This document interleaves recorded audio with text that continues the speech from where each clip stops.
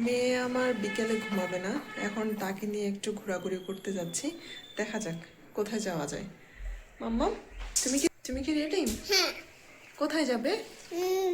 আমি বাচ্চা।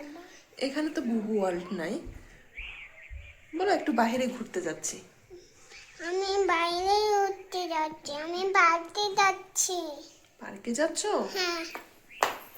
তারপর বাসা থেকে বেরিয়ে হাঁটতে হাঁটতে চলে গেলাম বাসার পাশে একটা শপিং কমপ্লেক্স, সেখানে গিয়ে দেখি পাশে একটা ভ্যারাইটিস শপ আছে, যেখানে 1 টাকা থেকে 100 টাকা প্লাস জিনিসপত্র পাওয়া যায়। তারপর সেখানে ঢুকলাম, সেখানে ঢুকে দেখলাম বিভিন্ন ধরনের জিনিসপত্র, স্টিলের অনেক জিনিস রয়েছে, প্লাস্টিকের, মানে বাসার রান্নাঘরের প্রয়োজনীয় জিনিসপত্র সেখানে রয়েছে।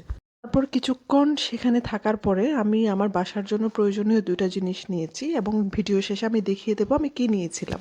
গেলাম সেই দোকানের সামনে, একটা খোলা জায়গা ছিল, সেখানে আমার মেয়ে কিছুক্ষণ দৌড়ঝাঁপ করলো। তারপর সেখান থেকে আমি প্রয়োজনীয় কিছু জিনিসপত্র কিনে চলে আসলাম। পরে বাসায় ফিরবো এমন সময় মেয়ে জেদ করলো সে বাসায় ফিরবে না। তারপর ভাবলাম কোথায় যাওয়া যায়, বাসার পাশে একটা নার্সারি ছিল, এরপরে মেয়েকে নিয়ে নার্সারিতে চলে যাই। মা এটা নাও, আঙ্কেলকে দাও, এটা ওই যে আঙ্কেলকে দাও।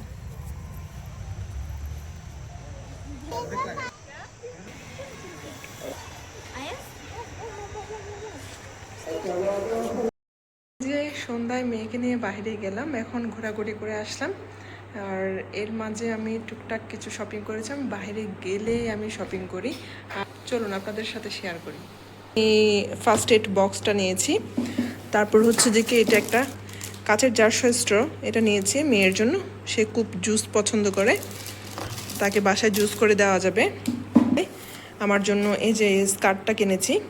মুক্তাকে জিজ্ঞেস করলাম ওর কী লাগবে, সে বললো দিদি আমার জন্য একটা লিপস্টিক, ওর জন্য এই লিপস্টিকটা নিয়েছি।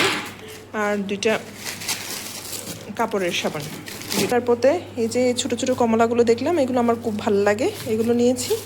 আর অল্প পেয়ারা, এই 2টা।